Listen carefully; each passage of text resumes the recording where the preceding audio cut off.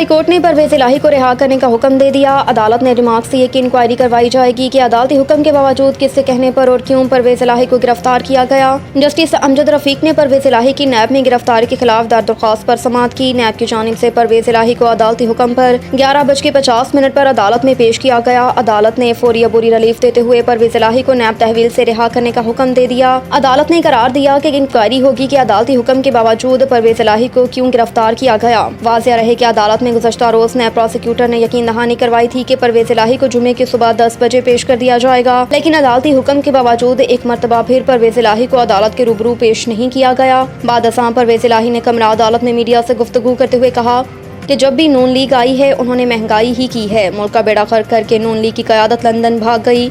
मुझे तो अंदर रखा हुआ था, पता नहीं मुल्क का क्या कर रहे हैं। परवेज इलाही ने मजीद कहा कि अब तो IMF ने भी कह दिया है कि इलेक्शन करवाएं, मैं पुरअज़्म हूँ।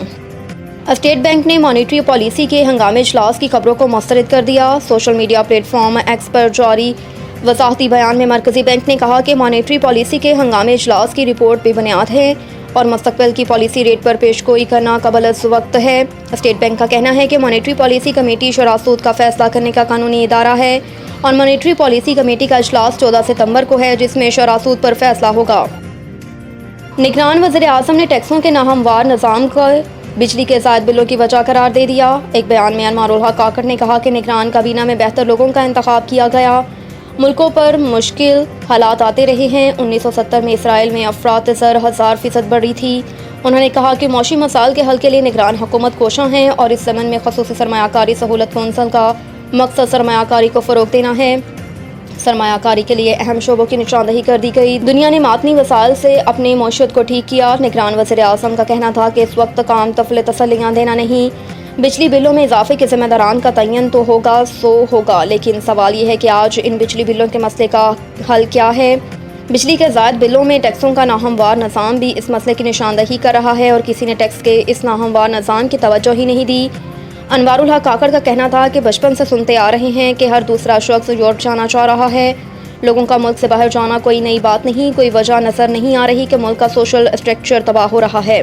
उन्होंने मज़ीद कहा कि मेरा मौक़िफ़ सिर्फ इतना है कि बाहर जाने वाले मुस्तक़बिल का असासा हैं। मैंने कहा था कि लोगों के बाहर जाने को मनफी क्यों लिया जा रहा है। मैंने कहा तो क्या हुआ, शायद मेरे अल्फाज का चुनाव ठीक नहीं था। सदारती मुआफ़ी की तरफ नैब से मुआफ़ियाँ दी जा रही हैं। चीफ जस्टिस के रिमार्क्स।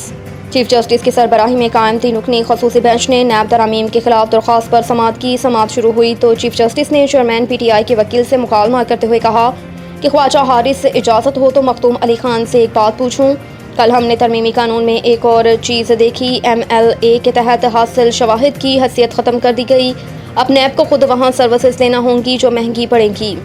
चीफ जस्टिस ने रिमार्क्स दिए कि आपने कल कहा था कि MLA के अलावा भी बैरून मुल्क से जायदादों की रिपोर्ट आई है, लेकिन कानून में तो इस जरिए से हासिल शवाहिद काबिल कबूल ही नहीं। नैब तरामीम के जरिए बैन अल-अक़वामी कानूनी मदद के जरिए मिलने वाले शवाहिद काबिल कबूल नहीं रहे। मखदूम अली खान ने कहा कि FPR को बैरून ममालिक से असासों की तफसीलात मौसूल हो जाती है।